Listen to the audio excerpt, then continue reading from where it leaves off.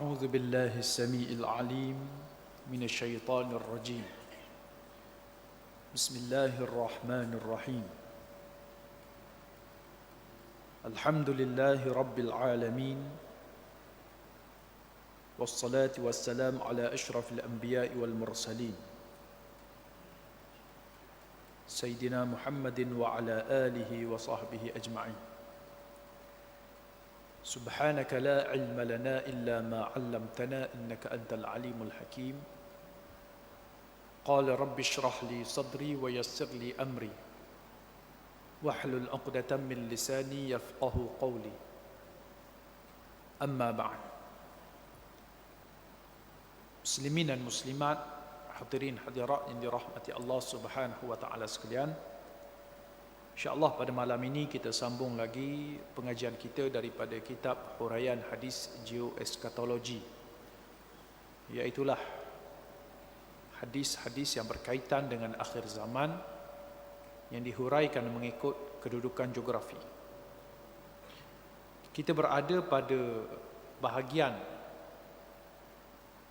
tanah Rom dan kita telah sampai kepada bab yang ke-6. Bab yang membicarakan mengenai suatu tempat yang dinamakan sebagai Baisan. Muka surat 129. Kota Baisan atau dalam bahasa Ibrani disebut Bait Sya'an terletak di utara Palestin dan sempadan Jordan Syria. Oleh kerana hari ini Palestin telah dijajah oleh Israel dan telah menjadikan bahasa Ibrani, bahasa Hebrew sebagai bahasa pengantara di negara haram tersebut, maka kita tak jumpa perkataan Baisan. Dan istilah ni adalah daripada istilah bahasa Arab, Baisan, yang disebut oleh Nabi. Tapi kita akan jumpa kalau kita cari dalam peta atau kita cuba Google, tempat ni dinamakan sebagai Bait Sya'an. Bait Sya'an. Dan dia berada di utara. Dia terletak di utara Palestin. Atas kalau kita tengok peta Palestin yang memanjang tu, dia duduk di bahagian atas, bahagian utara. Dan sempadan dengan Jordan Syria. Dia masih lagi berada di sempadan Jordan pun belah utara juga. Berada di persimpangan lembah sungai Jordan dan lembah Jezreel. Dia ni berada di satu tempat ataupun diistilahkan oleh pengkaji Yahudi sebagai segitiga emas, terutama dari sudut sumber makanan kepada Israel itu sendiri. Kerana tempat ini telah menjadi di Baisan ini, dia berada betul-betul di antara lembah sungai Jordan, lembah Jezreel, dan satu lagi tempat, saya lupa nama dia. Ini disebut sebagai segitiga emas, yang mana menjadi kawasan utama bagi pertanian, untuk menjadi sumber makanan kepada penduduk Israel. Tapi hari ini kita tak nampak berapa kritikal mana, kerana dunia global hari ini banyak makanan import daripada seluruh dunia boleh sampai. Macam tempat kita lah. Tempat kita tak ada ladang gandum, tapi kita boleh makan kuih hari-hari, kita boleh makan mi hari-hari, kita boleh makan roti canai hari-hari, kerana ada operasi ataupun kita panggil ada import export ni lah. Cuma bila berlaku keadaan gawat, bila berlaku keadaan darurat, maka barulah kita tahu kepentingan suatu kawasan pertanian yang menjadi sumber makanan bagi lokaliti tersebut. Malangnya kita di Malaysia ni dari sudut food security, dia panggil keselamatan makanan ni, beras kita sendiri pun hanya 70% beras yang ada di Malaysia boleh memberi sumber kepada penduduk negara ni. Lagi 30% kita terpaksa bergantung dengan beras import, sama ada negara jiran kita, Thailand, Indonesia ataupun India, kawasan Asia Tengah tu. Jadi begitulah juga ceritanya berkenaan dengan Baisan ini. Dia menjadi sumber kepada Israel itu, yang menjamin keselamatan makanan mereka, food security dia. Kedudukannya adalah antara Baitul Maqdis dan Tasik Galili. Tasik Galili, Tasik Tiberias, tasik yang menjadi sumber air mentah, sumber air tawar utama bagi penduduk Palestin, terutama di Tel Aviv, di tengah ibu kota Israel itu. Jadi memang daripada itulah juga menjadi sumber air hilir, hulu kepada lembah-lembah yang kita sebutkan lembah Sungai Jordan dan lembah Jezreel, tempat pertanian ini. Dia duduk di antara itu, dan juga Baitul Maqdis. Baitul Maqdis ini duduk bahagian selatan dia. Dia duduk bahagian West Bank ataupun tebing barat. Dia berjiran dengan Bukit Golan yang menjadi sumber utama air bersih wilayah Syam. Dia juga dekat dengan Bukit Golan. Bukit Golan ni diduduk sebelah Syria ikut asal dia, tapi telah dijajah oleh Israel. Kota Baisan merupakan antara tempat bersejarah di dunia. Di sana terdapat kota lama yang dipercayai wujud sejak zaman Gangsa. Zaman Gangsa ni dikatakan sebagai zaman permulaan manusia lah. Kalau kita ikut kepada teori Darwin tu, manusia asal pada beruk, dia kata tu, maknanya mula-mula manusia ni jadi manusia tu start pada zaman Gangsa lah. Tapi kita percaya zaman Gangsa ni adalah zaman memang manusia, memang Nabi Adam diturunkan. Kita faham gitulah. Maknanya sebelum tu mereka panggil zaman batu, zaman tu bukan manusia. Itu tak ada orang kata manusia daripada rupa beruk tak jadi manusia yang normal lagi. Itu kita tidak terima teori tersebut. Maknanya awal kemunculan keberadaan manusia di bumi ini, Baisan telah menjadi satu kota. Dan tak pelik lah sebenarnya, kerana memang manusia pada awal keberadaan mereka di bumi ini, tamadun ni dibina di kawasan yang memiliki sumber air. Apatah lagi jika sekiranya sumber air tersebut menghubungkan dengan laluan-laluan utama dunia. Sebab tu kita tengok zaman awal dulu, antara tamadun yang agung adalah tamadun Babylon, tamadun Mesopotamia. Mesopotamia tu maksud dia kawasan antara ataupun daerah di antara sungai-sungai, kota antara sungai, itu maksud Mesopotamia, kerana dia berhubung dengan sungai Furat dan juga sungai Tigris. Dia sungai Furat ni sungai terpanjang di Asia. Sungai terpanjang di Asia.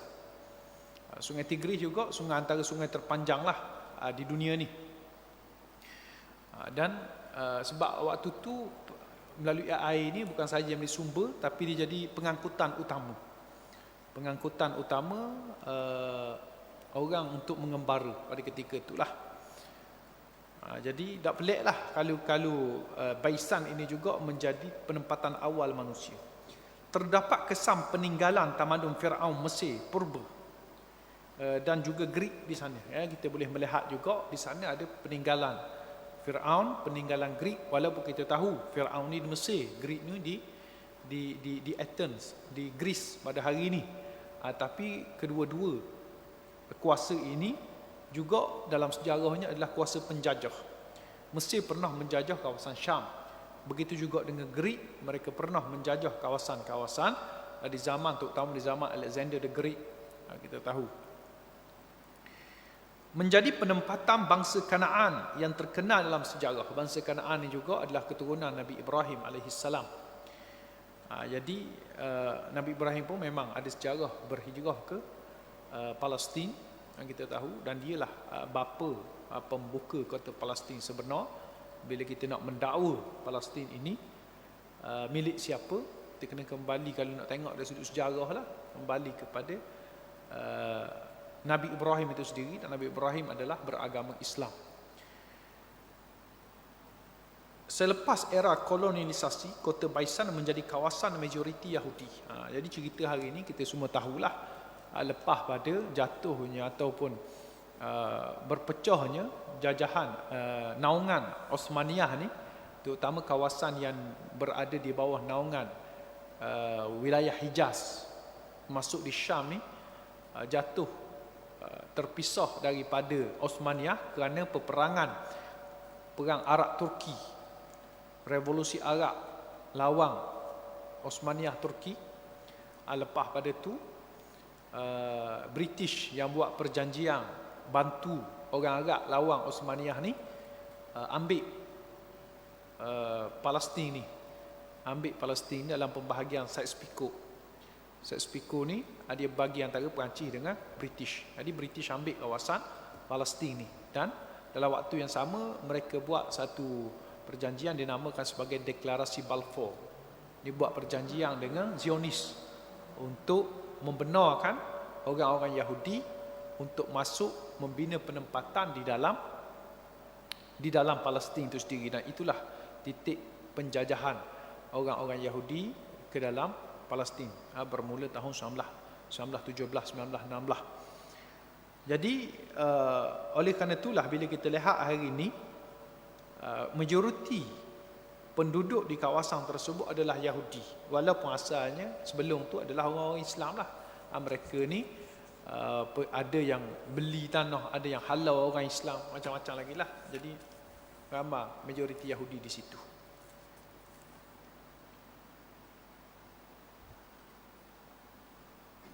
Dan dia duduk di bawah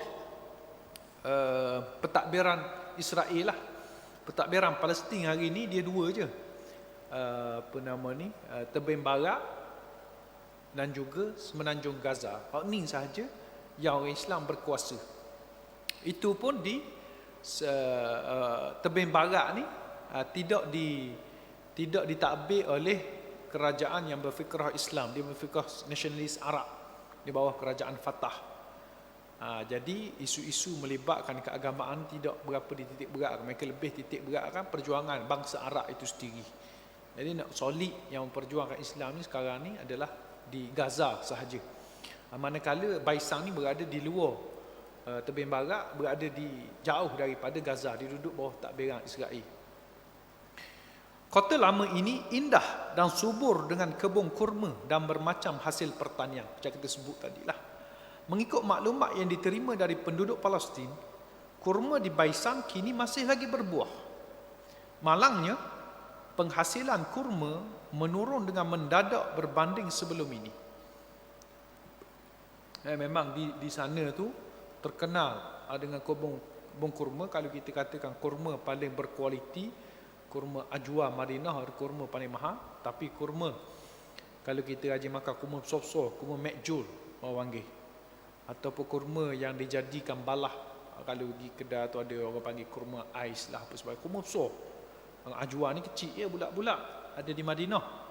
Di Palestin ni, di Syam ni, dia terkenal dengan kurma Mekjul, kurma besar. Makan tu boleh kenyang. Jadi tak pelik kalau ada orang makan kurma je boleh kenyang. Jadi penghasilan kurma ni sangat berkualiti juga di sana. Malangnya penghasilan kurma menurun dengan mendadak berbanding sebelum ni. Antara puncanya adalah kawasan ini semasa awal penjajahan Zionis adalah medan perang antara Arab dan Israel. Dia duduk sempadan Jordan, Syria dan juga tanah jajahan Israel duduk sepadan. Jadi pertembungan Arab Israel ini banyak berlaku di kawasan ni, menyebabkan tanaman-tanaman musnah. banyak kawasan tanaman yang musnah. Punca lain juga, kawasan ini diserang sejenis binatang perosok yang menyebabkan banyak pohon mati. Ada juga yang kata sebab tersebutlah diserang serangga perosok. Sungai Jordan yang mengairi kota Baisan hingga ke Tasik Galili juga semakin cetek dengan begitu drastik kebelakangan ini, menjadi salah satu faktor pengurangan kurma Baisan. Jadi sumber air juga jadi slow, juga menyumbang. Nanti kita akan baca khusus bab Tasik Galili ataupun Tasik Tiberias ini. Tasik Tabari dipanggil dalam bahasa Arab. Fenomena ini agak selari dengan apa yang dinyatakan oleh Nabi sallallahu alaihi wasallam.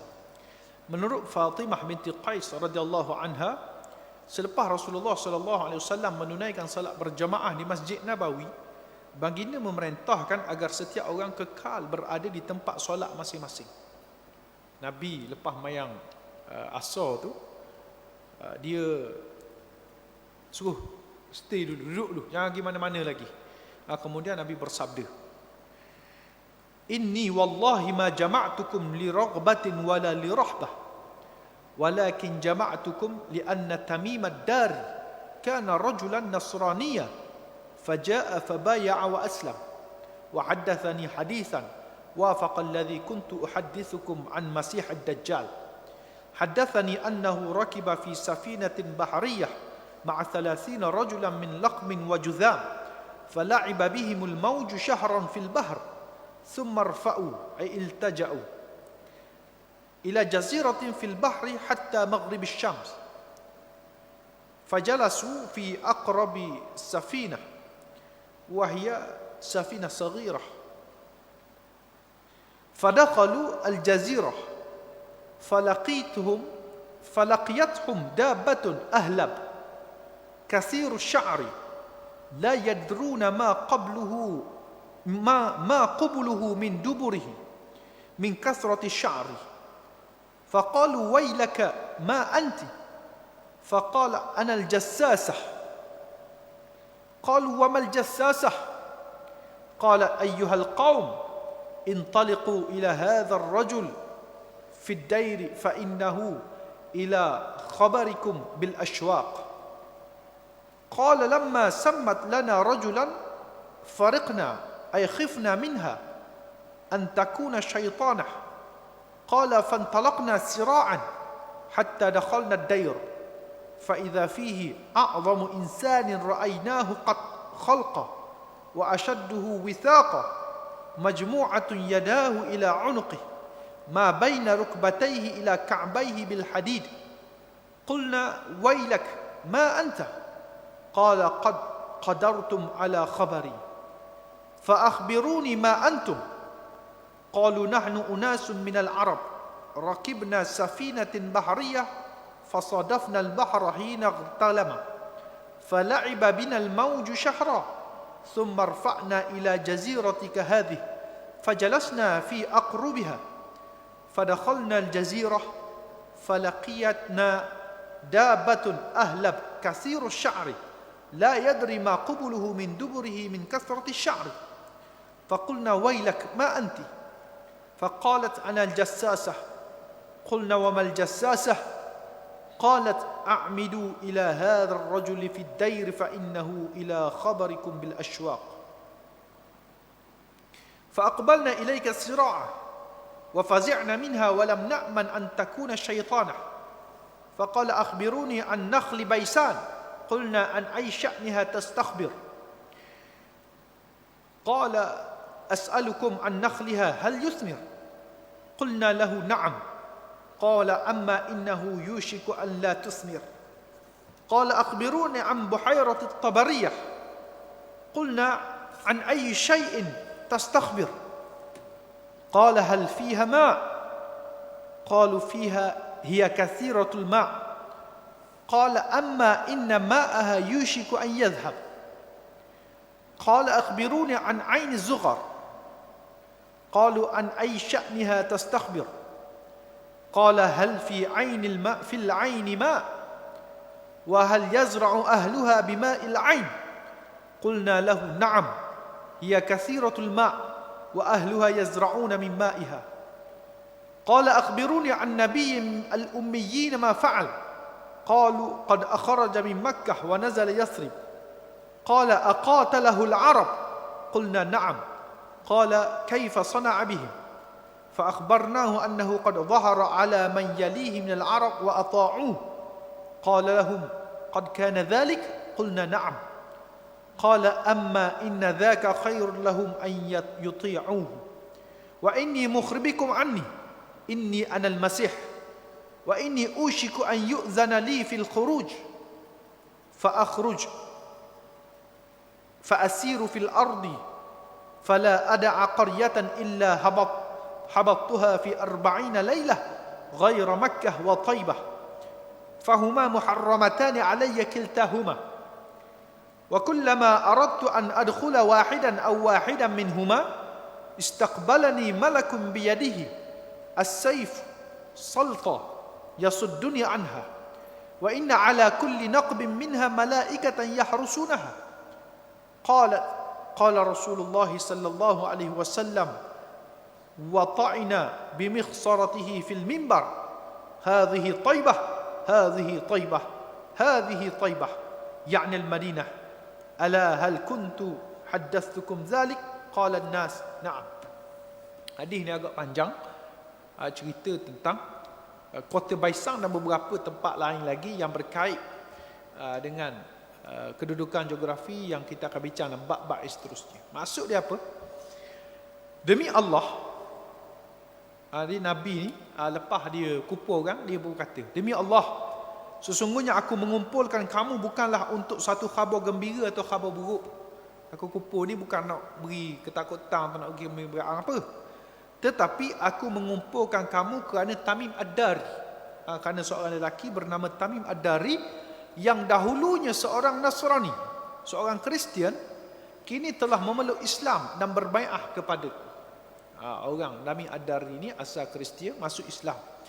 Ia telah mengatakan sesuatu yang pernah aku katakan kepada kalian tentang Al-Masih Ad-Dajjal. Dia cerita tentang Dajjal, yang aku pernah cerita tentang Dajjal ni kepada kalian. Dia mengesahkan perjalanannya kepadaku, bahawa dia berlayar bersama 30 orang dari kabilah Lakham dan Juzam dengan sebuah kapal laut.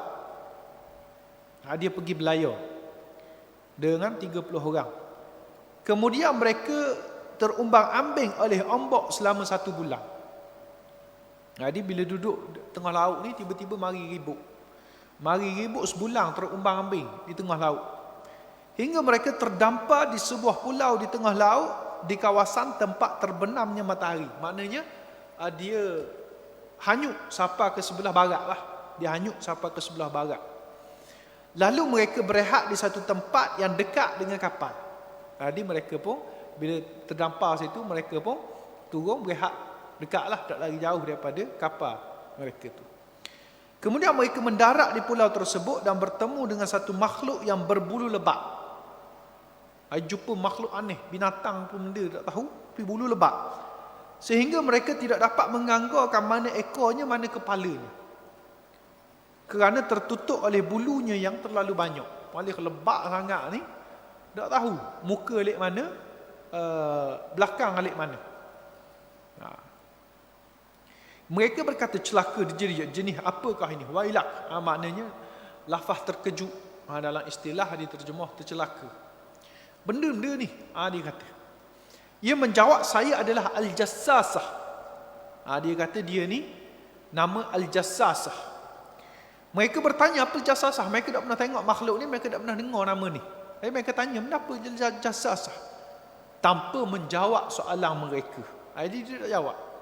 Tapi ia berkata, wahai kalian, lihatlah seorang lelaki yang berada di rumah terpencil itu. Dia kata dalam rumah tu, ditunjuk kepada satu rumah, dalam tu ada seorang lelaki. Dia kata, sesungguhnya ia sangat ingin mendengar maklumat daripada kalian.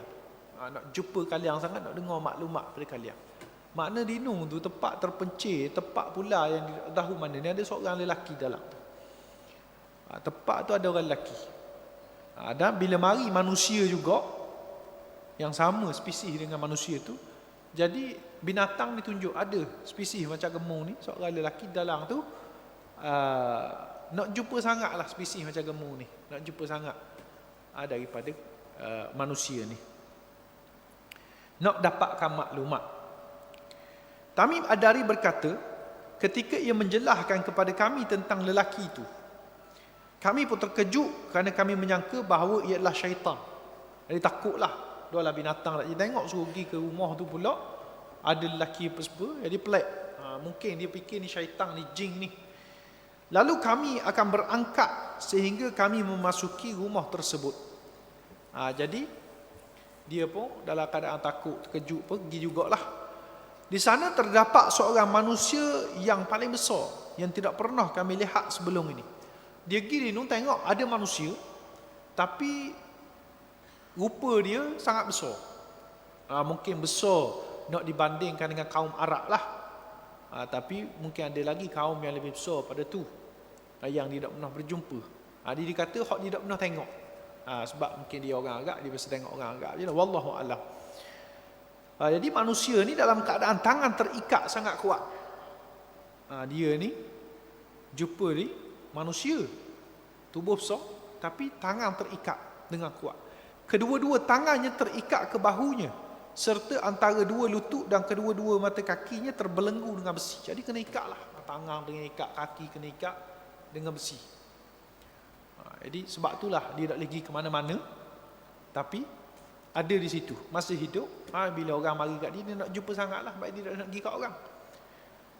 Kami berkata, celaka, wailah. Dia guna perkataan yang sama. Siapa kamu? Jumpa pula orang pelik seorang. Tadi makhluk pelik ni orang pelik pula. Ia menjawab, takdir telah menentukan bahawa kamu akan menyampaikan maklumat padaku. Jadi dia kata, dia tak jawab juga soalan tu. Dia kata, mu mari ni atas nama takdir, mu nak sampaikan maklumat padaku. Maka khabarkanlah aku, siapakah kamu ni? Mereka menjawab. Dia pun jawablah. Dia jawab cerita mereka ni. Kami adalah orang Arab yang berlayar dengan sebuah kapal. Tiba-tiba kami menghadapi sebuah ombak di laut yang bergoncang, lalu kami terombang-ambing di tengah laut selama 1 bulan. Dan terdamparlah kami di pulau ini. Lalu kami duduk di tempat yang berdekatan dengan kapal. Kemudian kami masuk pulau ini. Maka kami bertemu dengan seekor binatang yang sangat banyak bulunya, yang tidak dapat dianggarkan mana ekor dan mana kepalanya kerana banyak bulunya. Ini cerita hak tadi lah. Maka kami berkata, celaka, apakah kamu? Ia menjawab, Sayyidah Al-Jassasah. Kami bertanya, apakah Al-Jassasah itu? Tanpa menjawab soalan kami, ia berkata, wahai kalian, lihatlah seorang lelaki yang berada di rumah terpencil itu, sesungguhnya ia sangat ingin mendengar maklumat daripada kalian. Lalu kami segera menuju tempat kamu, dan kami terkejut bercampur takut kerana menyangka kamu adalah syaitan. Cerita hak tadi. Laki-laki besar yang terikat itu mengatakan. Jadi dia pun tak ada beri maklumat lanjut, dia tanya lagi. Beritahu kepada saya tentang pohon-pohon kurma yang ada di daerah Baisan. Tiba-tiba ditanya tentang Baisan. Ni tajuk kuliah kita hari ni. Bab Baisan, ditanya, lagu mana keadaan kurma di Baisan? Kami bertanya, apa yang kamu ketahui tentang, yang ingin kamu ketahui? Nak cerita benda? Kan nak cerita macam kita cerita tadi, Baisan terletak di Jordan lah, apa sebagainya. Dia tak tahu nak cerita benda. Apa nama ni? Laki ni tanya. Jadi dia tanyalah, nak tanya benda. Dia berkata, saya nak bertanya sama ada pohon-pohon kurma itu berbuah. Kami menjawab, ya, berbuah. Berbuah. Ia berkata, adapun pohon-pohon kurma itu maka hampir sahaja tidak akan berbuah lagi. Dia jawab, walaupun berbuah, dia kata dah dekat dah ni, akan tiba masanya kurma di sana tidak akan berbuah lagi. Dia pula beritahu. Dia dapatkan maklumat, maknanya dia ada dah. Dia ada ilmu, dia tahu bahawa kurma itu tidak akan berbuah satu hari nanti. Tapi bila dia dapat maklumat, situasi semasa masih lagi berbuah, cuma dia kata akan tiba masa tidak akan berbuah lagi. Bukan waktu itulah. Kemudian dia berkata, beritahu kepadaku tentang Tasik Galili. Tanya pula Tasik Galili. Mereka bertanya, apa yang ingin kamu tahu tentangnya? Ia bertanya, apakah ia masih tetap berair? Mereka menjawab, airnya masih banyak. Ia berkata, adapun airnya maka hampir sahaja akan habis. Dia kata air di Nuh akan habis juga. Dia kata gitu. Dia ada maklumat tu. Kemudian dia berkata lagi, beritahu kepada saya tentang mata air Zughar. Mereka menjawab, apa yang ingin kamu ketahui tentangnya? Ia bertanya, apakah di sana masih ada air dan penduduk di sana masih bertani dengan menggunakan air dari mata air Zughar itu? Kami menjawab, benar. Ia berair banyak dan penduduknya bertani dari mata air itu. Lalu ia berkata lagi, beritahu kepadaku tentang Nabi yang ummi, yang tidak boleh tulis dan baca. Itu maksud ummi. Apa sahajakah ia sudah berbuat? Mereka menjawab, dia telah keluar dari Mekah dan menetap di Yathrib, iaitulah di Madinah. Lalu ia bertanya, apakah ia diperangi oleh orang-orang Arab? Kami menjawab, ya. Ia bertanya, apakah yang dilakukan terhadap mereka? Maka kami memberitahu kepada mereka bahawa Nabi itu telah menundukkan orang-orang Arab yang bersama dengannya dan mereka mentaatinya. Lalu ia berkata, apakah itu semua telah berlaku? Kami menjawab, ya. Ia berkata, sesungguhnya adalah lebih baik bagi mereka untuk mentaatinya, dan sungguh aku akan mengatakan kepada kamu tentang diri aku. Lepas dia tanya-tanya tu, barulah dia kata, ni aku nak beritahu siapa diri aku, tanya awal tadi tu. Aku adalah Al-Masih, dia kata. Al-Masih itu adalah Al-Masihud Dajjal. Dan sesungguhnya aku hampir saja untuk dibenarkan untuk keluar. Maka aku akan keluar dan berjalan di muka bumi, dan tidak ada satu pun negeri kecuali aku memasuki dalam masa 40 malam selain Mekah dan Taibah.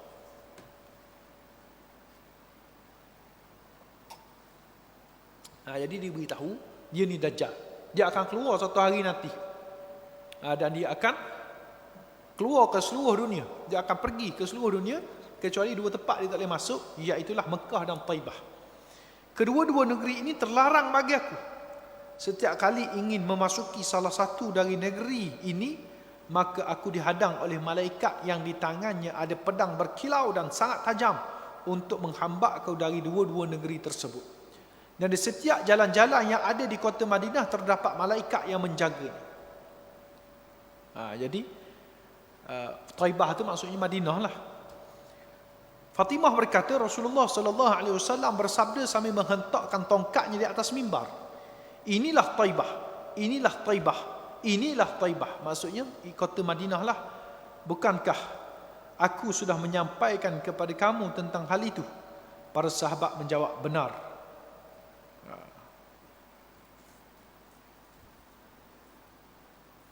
Jadi itu saya hari riwayat Timur mengikut nas yang kita bawa. Sambungan tu kita tak masukkan dalam nas hadis lah, tidak berkait. Maka hadis ni hadis riwayat Muslim.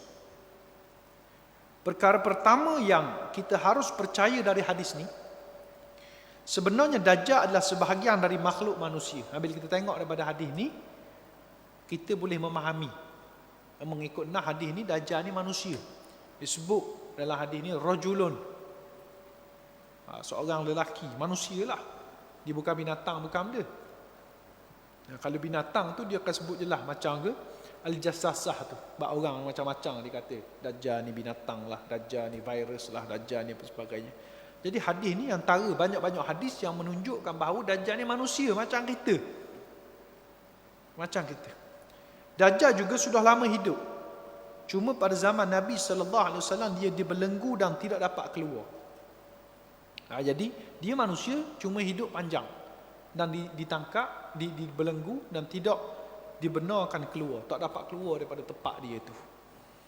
Jadi pelik ke manusia boleh hidup lama? Pada fikiran kita macam pelik. Tapi kalau kita fikir logik, sebab apa orang mati? Orang mati sebab kegagalan fungsi organ ataupun sistem tubuh badan dia. Jantung terhenti, matilah. Jantung terhenti, mati. Buah pinggang tak berfungsi, mati. Tapi selagi mana benda-benda ni boleh terjaga, pembelangan masih berfungsi, boleh hidup. Tak kira lah berapa lama pun boleh hidup. Selagi mana tu, kalau kita fikir logik mudah lah. Ada sejarah telah menunjukkan banyak. Contohnya Ashabul Kahfi. Siapa boleh hidup 309 tahun, orang hidup 100 tahun pun pelik dah, boleh masuk rekod dunia dah. Kalau umur 100, umur 200. Ini 303 tahun. Diriwayatkan Nabi Nuh umur dia 1000 tahun, Nabi Sulaiman 1000 tahun. Jadi soal hidup lama ni berasaskan kekuasaan Allah, ketentuan Allah. Kalau Tuhan nak beri hidup lama, lamalah. Jadi sebenarnya kalau kita tengok realitinya benda ni berlaku. Walaupun sains tidak dapat menjelaskan macam mana jantung dia boleh terpelihara begitu lama. Macam mana buah pinggang dia tidak rosak begitu lama.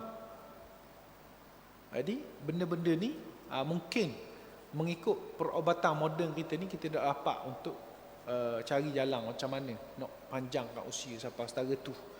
Tapi bagi kuasaan ilmu Allah Subhanahu Wa Taala yang tak ada pada ilmu moden hari ini, benda tu boleh berlaku. Jadi benda ni tak pelik pun bagi manusia, bagi orang yang beriman dengan kuasa Allah Subhanahu Wa Taala. Namun tidak menjadi satu perkara mustahil jika ada pihak yang boleh bertemu dengannya dan berkomunikasi. Dia antara benda yang kita kena akui.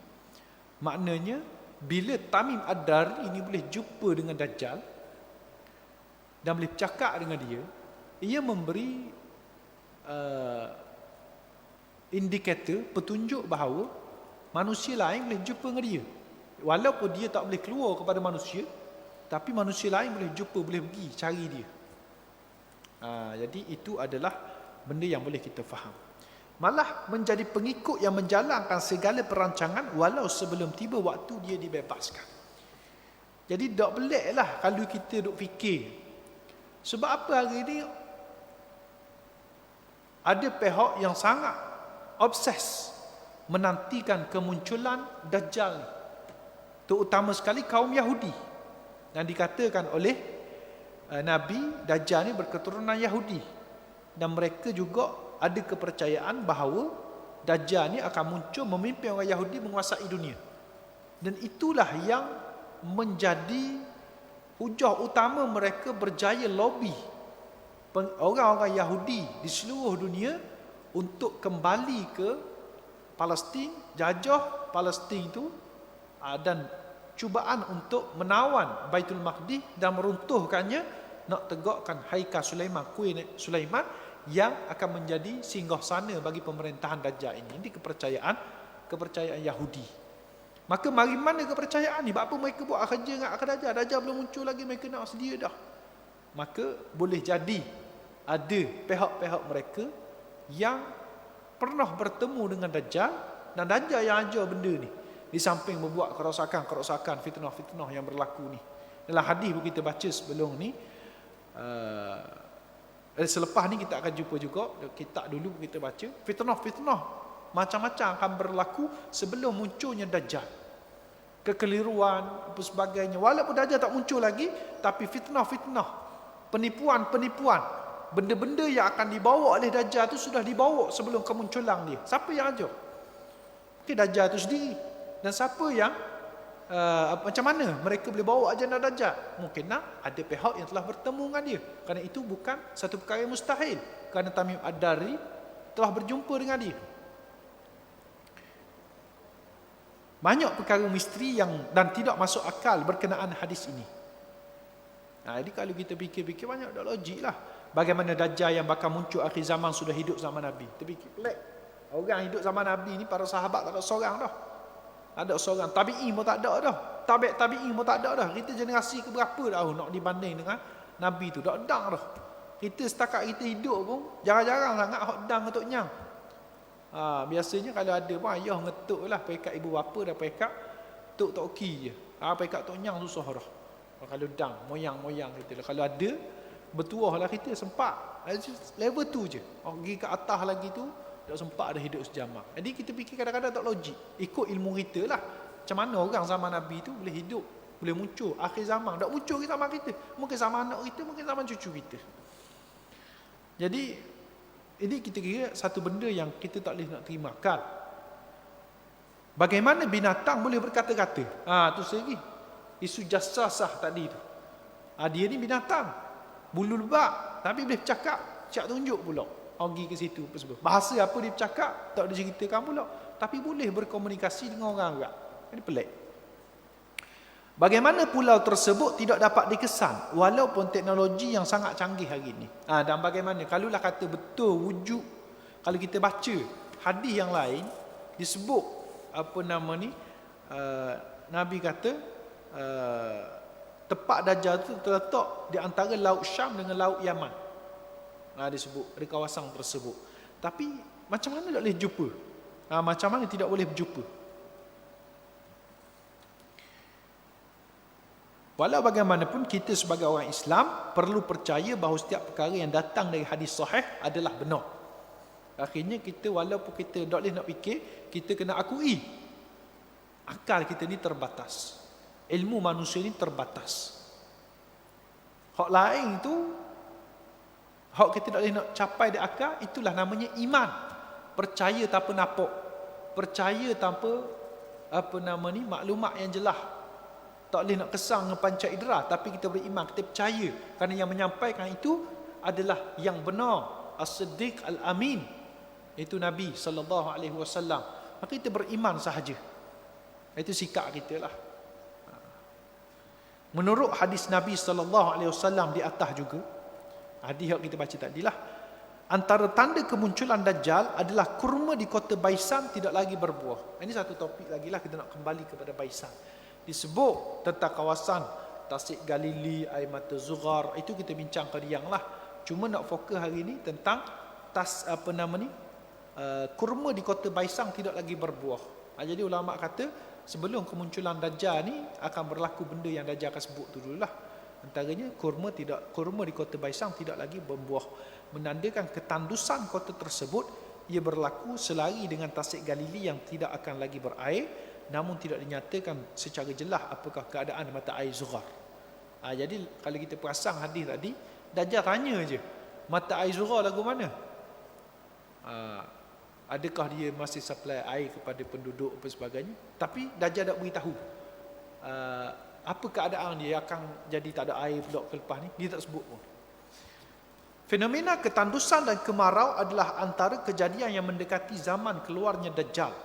Sabda Rasulullah sallallahu alaihi wasallam, "Inna qabla khurujid Dajjal 3 sanawatin shidad yusibu an-nasu fiha ju'un shadid ya'muru Allahu as-samaa'a fi as-sanati al-ula an tahbisa thulutha matariha wa ya'muru al-ardha fatahbisu thulutha nabatiha thumma ya'muru as-samaa'a fi as-sanati ath-thaniyah fatahbisu thuluthai matariha wa ya'muru al-ardha fatahbisu thuluthai nabatiha ثم يأمر الله السماء في السنة الثالثة فتحبس مطرها كله فلا تقطر قطرة ويأمر الأرض فتحبس نباتها كله فلا تنبت خضراء فلا تبقى ذات ظلف إلا هلكت إلا ما شاء الله. قيل فما يعيش الناس في ذلك الزمان؟ قال التهليل والتكبير والتسبيح والتحميد ويجرى ذلك عليهم مجرى الطعام. Sesungguhnya sebelum keluar Dajjal akan berlaku 3 tahun yang sangat dahsyat. Maksudnya sebelum keluar Dajjal ni akan berlaku tahun-tahun yang sangat dahsyat. Manusia akan dilanda kelaparan yang teruk.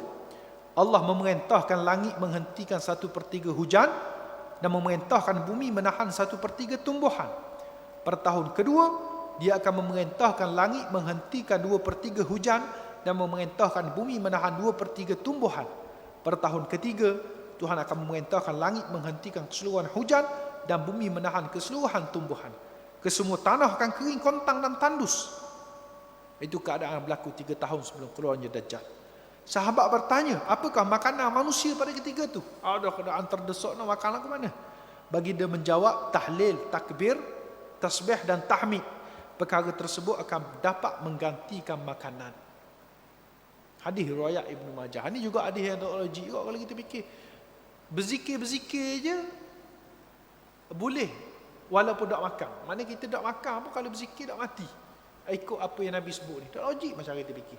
Tapi oleh kerana hadis riwayat Ibnu Majah dan di ulama-ulama kata hadis ni sahih, macam hadis riwayat Imam Muslim tadi sahih, maka kita kena wajib beriman sajalah dengannya. Wajib beriman dengan hadis sahih ini. Soal apa nama ni, lagu mana nak fikir logik tak logik tu nombor 2. Logik lah, kalau tak logik pun kena beriman. Keadaan kering ini membuat manusia semakin mudah menjadi pengikut Dajjal. Sebab apa sebelum keluar Dajjal berlaku kemarau dulu? Sebab nak sediakan, Tuhan memang nak jadikan Dajjal ni betul-betul ujian pada manusia. Dan Tuhan nak jadikan Dajjal ni ujian betul-betul pada manusia. Dengan keadaan dia pandai menipu, dia pandai buat tipu daya macam-macam ni pula, dia jadikan manusia pula hidup terdesak, hidup dalam kesempitan, hidup dalam kekurangan material dunia. Yang ada pada ketika itu Dajjal yang boleh menyelamatkan, yang boleh beri kepada manusia untuk membebaskan diri daripada kesempitan hidup, daripada kemarau dan sebagainya yang berlaku sebelum kemunculan dia itu. Jadi keadaan terdesak dan memerlukan makanan, Dajjal pula mampu menawarkan kemewahan dunia. Teknologi ataupun sihir yang dimilikinya mampu membuat satu tempat subur dan satu tempat kering. Sabda Rasulullah sallallahu alaihi wasallam, "Fayati 'alal qaum fayad'uuhum fayu'minuna bihi wa yastajibuna lah. Fayamuru as-samaa'a fatumtir wal arda fatumbit fataruhu 'alaihim sarihatuhum. Thumma ya'ti al-qawma fayad'uuhum fayarudduna 'alaihim qawlah fayansarifu 'anhum fayusbihuna mumhilin laysa biaydihim syai'un min amwalihim." Dajjal akan mendatangi satu kaum lalu menyeru supaya mengikutinya. Dajjal ni dia akan datang, ajak orang ikut dia. Lalu kaum tersebut ikut dia.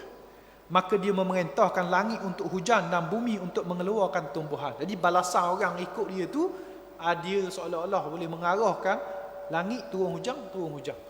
Apa nama ni? Bumi turun tumbuhan, keluar tumbuhan. Tapi benda tu bukan kuasa dia pun. Tapi dia mungkin dia guna teknologi. Macam hari ni dia ada teknologi. Ada dah teknologi seperti teknologi pembenihan awan, teknologi yang boleh untuk tempat hak tak boleh nanang pun boleh tumbuh molek-molek ada. Jadi ataupun sihir, tipu, silap mata menyebab kita nampak berlaku gitu. Macam-macam lah hari ni pun ada teknologi dipanggil kalau tahu tentang syarikat Facebook tu, Mark Zuckerberg hari dia beli syarikat Metaverse. Dia nak buat satu kehidupan baru di alam maya. Dia nak manusia ni untuk hidup di alam maya pula dah. Sebab dengan teknologi Metaverse ni, dia boleh, kalau kita hari ni paling-paling hebat pun kita boleh video call real time, boleh buat live. Kita duduk sini tengok gambar orang duduk di tempat lain. Orang tu gerak nampak lalu sini. Itu teknologi paling canggih lah hari ni. Boleh buat live. Tapi apa nama ni, Metaverse ni dia sudah buat penemuan yang manusia ni mungkin boleh berkomunikasi guna hologram. Hologram ni maknanya dia tunjuk gambar tu bentuk macam orang sungguh depan tu. Orang duduk kat lain tapi boleh berkomunikasi gitu, dan boleh untuk dia transfer sentuhan. Mana kalau kita ni kalau sentuh hologram tu berasa macam sentuh orang sungguh. Dia ke arah tu. Metaverse punya kajian ni dia tidak establish lagi tu, tapi memang ke arah tu. Itu dunia yang akan kita lalui satu hari nanti. Mungkin juga dengan teknologi ni ataupun dengan sihir ke, wallahu alam. Sihir pun kita tahu dia boleh menipu mata manusia, gunakan jin, gunakan alam ghaib. Mungkin itu apa yang digunakan oleh Dajjal ini. Maka binatang-binatang peliharaan mereka menjadi gemuk dan sihat. Kemudian dia mendatangi satu kaum lalu menyeru supaya mengikuti dia. Dia pergi ke satu kaum, satu kampungan pula, ajak orang ikut dia. Lalu kaum tersebut menolak dan meninggalkan Dajjal, tak mau ikut Dajjal. Keesokan harinya mereka dapati tanaman mereka tidak menjadi. Hadis riwayat Muslim. Jadi mereka tengok kawasan tempat mereka tu dah oleh kerana dia ikut Dajjal, Dajjal pun tak beri. Terus dengan kemarau itu. Ini disebut hadis riwayat Muslim. Mengikut hadis yang lain, Dajjal akan menawarkan syurga dan neraka. Mana lebih hebat lagi. Dia bukan boleh berikan hak dunia ni, hak akhirat boleh beri, syurga dan neraka. kita disuruh memilih nerakanya. Sabda Rasulullah sallallahu alaihi wasallam, ma'ahu nahran yajriyan, ahaduhuma ra'yal aini ma'un abyad wal akhar ra'yal aini narun ta'ajjaj, fa imma adrakanna ahadan falyati an-nahra alladhi yarahu nara falyughammid thumma liyatati ra'sahu fayashraba minhu fa innahu ba'un barid. Di tangan Dajjal terdapat dua sungai. Salah satunya sungai berair jernih dan satu lagi berupa air yang maruk. Jadi Nabi cerita Dajjal ni dia boleh munculkan di tangan dia ni dua bentuk sungai. Sungai yang Nabi sebut ra'yal ain, di pandangan mata kita tu macam air sejuk. Satu lagi macam air panah, air berapi. Ikut pandangan mata disebut. Nabi kata, sekiranya kamu sempat pada zaman itu, maka pergilah ke arah sungai yang berupa air, rupa macam rupa api. Dajjal tunjuk macam api, macam neraka tu, pergi. Dia kata, tutuplah mata dan tenggelamkan kepala, lalu minumlah darinya. Jadi jangan peduli hok menapok mata macam air berapi apa sebagainya, tutup mata je dan terus minum air itu. Sesungguhnya itu adalah air yang sejuk. Hadis riwayat Muslim juga menunjukkan bahawa memang apa yang dibuat oleh Dajjal ni semata-mata penipuan mata, semata-mata sama ada guna sihir ataupun yang kita sebut tadilah mungkin teknologi yang ada kaitan dengan perkembangan teknologi semasa hari ini. Keadaan akan berlanjutan sehingga Imam Mahdi dan tenteranya berjalan menewaskan Dajjal. Jadi benda ni akan berlaku lautan dan akan berakhir juga tempoh Dajjal ini. Dikata 40 hari dia akan hidup tu. Mana lepas 40 hari itu apa akan berlaku? Sabda Rasulullah sallallahu alaihi wasallam, yakhruju fi ummatil mahdi yasqihi Allahu al-ghaitha wa tukhrijul ardu nabataha wa yu'til mala sihaha wa takthuru al-mashiyah wa ta'zumul ummah wa ta'zumul amah ya'ishu sab'an wa ta'zumul ummah ya'ishu sab'an aw thamaniyah, yakni hijaja. Imam Mahdi bakal keluar untuk umatku. Allah bakal menurunkan hujan bersama dia. Maknanya bila Imam Mahdi keluar ni, jadi pemimpin ni, Tuhan beri berkat Imam Mahdi ni dalam keadaan kemarau tersebut, dia dengan keberkatan Tuhan lah, bukan kuasa dia, akan boleh menyebabkan hujan akan turun dan menyuburkan kembali tanaman yang asalnya kemarau itu. Allah juga bakal mengeluarkan tumbuhan dari bumi, akan dilimpahi dengan harta. Binatang peliharaan akan menjadi banyak. Umat ini akan menjadi agung dan dia akan hidup selama 7 atau 8 tahun sebagai hujah. Hadis riwayat Hakim. Jadi benda-benda yang kita cerita ni banyak dak berlaku lagi. Bila berlaku dak tahu. Tapi sekurang-kurangnya dia menjadi satu maklumat ke kita lah. Hari ni macam-macam ada orang kata duduk dakwa bawa hadis-hadis palsu kadang-kadang tu. Duk cerita bahawa bumi nak kiamat ada apa sebagainya, ni nak dekat ada dengan matahari naik daripada barat lah apa.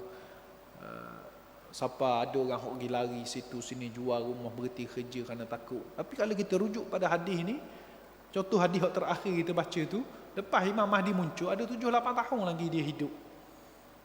Dan perkara sebelum Imam Mahdi muncul tu pun, Imam Mahdi memerintah tu pun tak berlaku lagi kemunculan Dajjal, kemarau, kita tak tengok lagi. Bukan kita kata tak perlu takut kepada kiamat, tapi kita dalam kita nak takut kena tu mestilah dengan ilmu. Mestilah tak terpengaruh dengan dakwah. Kalau tidak, kita akan terikutlah dengan ketakutan yang melampau, paranoid dan sebagainya itu. Jadi itulah sedikit yang nak kita sampaikan pada malam ini. Mudah-mudahan boleh memberikan pengajaran kepada kita tentang apa yang disebutkan oleh Nabi sallallahu alaihi wasallam menerusi hadis-hadis sahih yang kita bacakan ini. Segala apa yang baik datang dari Allah Subhanahu wa taala, yang lemah yang kurang datang kelemahan di saya sendiri. Saya minta maaf banyak-banyak kalau salah ada silap. Aqul qali hadza wa astaghfirullah li wa lakum. Assalamualaikum warahmatullahi wabarakatuh.